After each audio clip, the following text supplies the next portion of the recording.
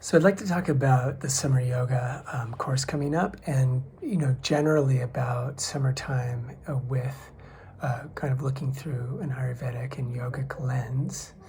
And one of the most useful ways to frame anything that has to do with both the mind and the body is through the concept of the rasas in Ayurveda. Those are the flavors, but they also imply emotions and the moods that inhabit us and that we inhabit. And so, as many of you know, the summertime is the most pitta season. It's the most fiery season. And that's obvious. In the traditional Chinese medical system, they say it's the most yang season because yang energy is connected to sunlight and heat as well. And so the overall sort of preponderance of heat and pitta in that season makes it logical to want to work in a way that balances pitta dosha. So from the theory of the rasas, the three flavors that are balancing to pitta dosha are sweet, bitter, and astringent. And these, again, have their metaphor for the physiological and the psychological. So in the case of sweet, at the physical level, it's basically, that's the core flavor of food. That's why food is food, and it's not, say, an herb, a medicinal herb, because it has some sweetness to it and it's yummy. But sweetness is cooling, and it's nourishing. It nourishes the juice of the body so that the heat of the season doesn't dry us out, literally and figuratively. And so the bitter flavor is also cooling, but for a different reason. Bitter reduces inflammation. It purifies the system. Whenever we get inflammation always draws fluids to it, and it kind of binds and the fluids to the area where there's inflammation. So the bitter flavor will help to reduce inflammations that could come from infection or other sources, so that we cool down by purification. It's drying, but it's drying specifically to reduce the fluids that are associated with inflammatory processes. And lastly, you have astringent. And astringent is maybe the most interesting of all of these because it actually causes the tissues to pull back into shape. And in that same way, it works with the mind similarly to astringe the mind, and I'll go into that in a second. And so when we get a hot season, one of the ways that the sweet flavor works is it works psychologically to satisfy us, calm us down by making us feel okay about things, to chill us out literally in our mood, in our temperament. And in the case of the bitter flavor, bitter has a sobering influence psychologically, so it clears us up, because when we get inflamed with, say, anger or rage, we literally, our vision and the lens that we look through is affected.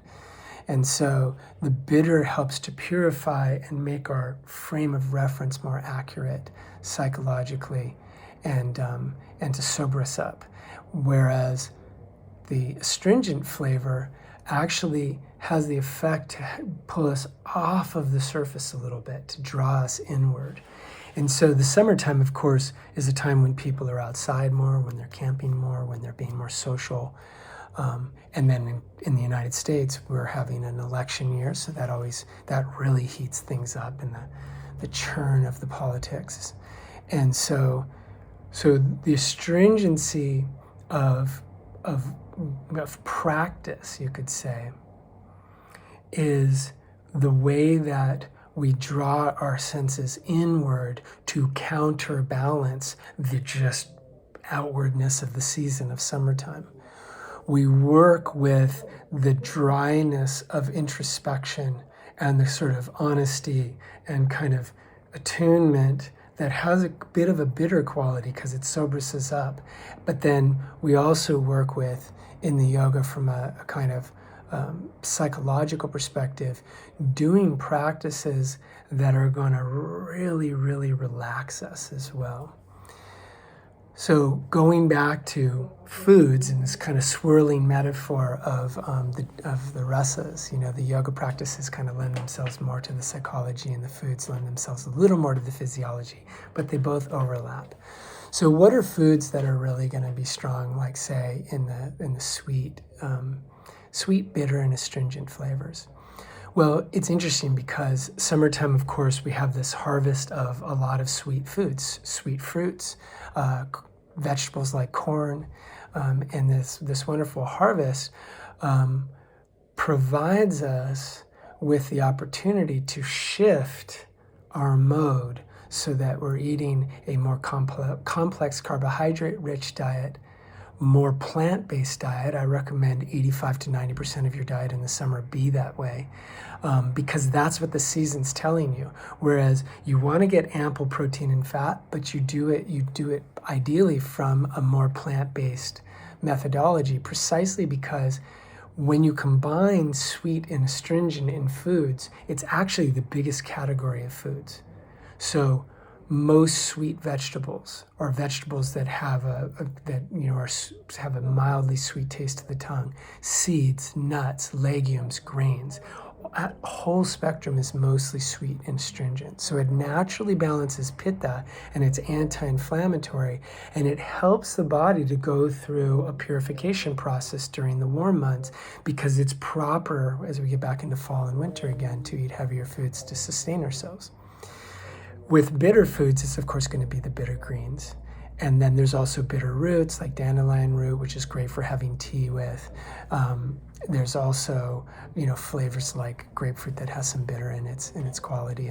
And for those of you that are wondering if I'm going to mention coffee, I am going to mention coffee because coffee's great. And the way you can depitify your coffee is, one, get a really high quality, low acid coffee. And then the other thing is you add a pinch of cardamom to your coffee. And, if you put a little bit of, coconut milk or oat milk, these kind of things that, even milk, if you digest it, will also depitify it a little bit. So not raining on anybody's coffee parade, especially because it does provide a bitter note. Coffee is heating in its nature, so don't go crazy with it. Tea, on the other hand, I'm a tea drinker, but I respect the coffee lovers. Tea is bitter and astringent in its nature. So green tea, for example, in the summer is a summer drink in Asia. And because not everybody drinks green tea year round, it's a little more cooling. So it's kind of preserved as being a wonderful summer drink. And this is where sun tea can be made. And you can use anything from the mint family. Is wonderful, including basil, lavender can be made into sun tea as well if you're not somebody that drinks anything that has caffeine in it. So with this is kind of like a very basic look at the food, but so when we switch into yoga practice, there's a few principles. One of them is work subtle. Another one is clear the yang, nurture the yin. And I know that's a traditional Chinese medical concept, but I'm trained in both, so I'm shameless about switching gears, and I think it's easier to understand, and I'll go into that in a moment. And then the last one is work cool, because you want to have your yoga practice kind of prep you to handle the season.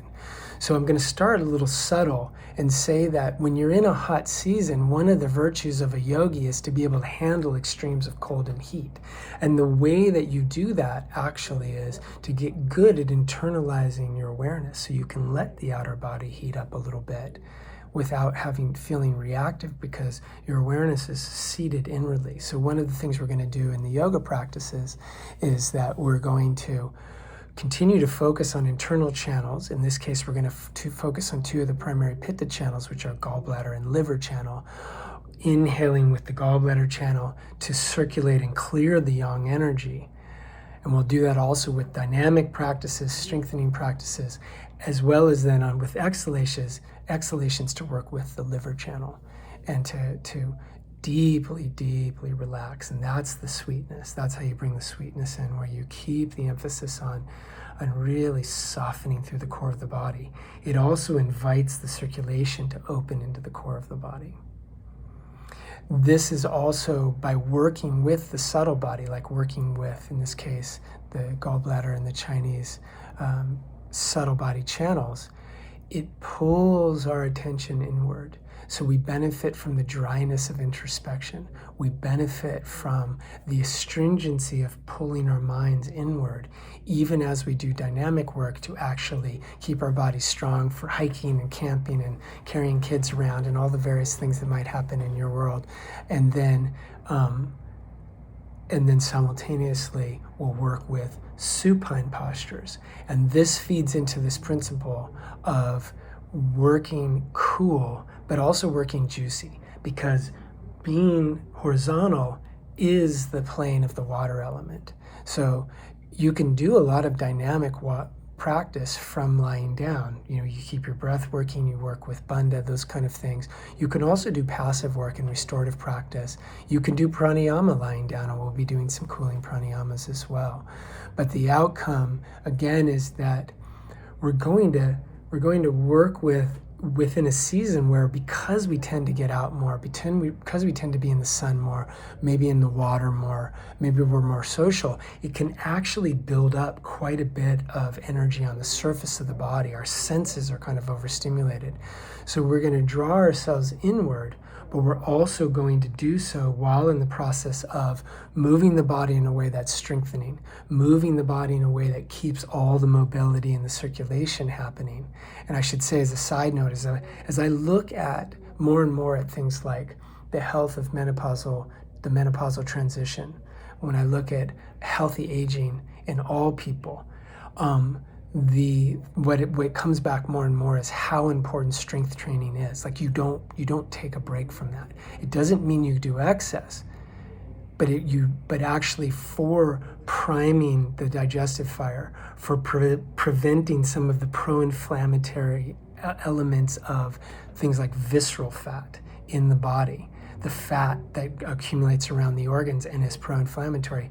You need strength training to do that. So the yoga sequence this summer is going to start with ways that we will strengthen the body and ways to circulate and loosen up and clear those yang stagnations that can exist, at the surface.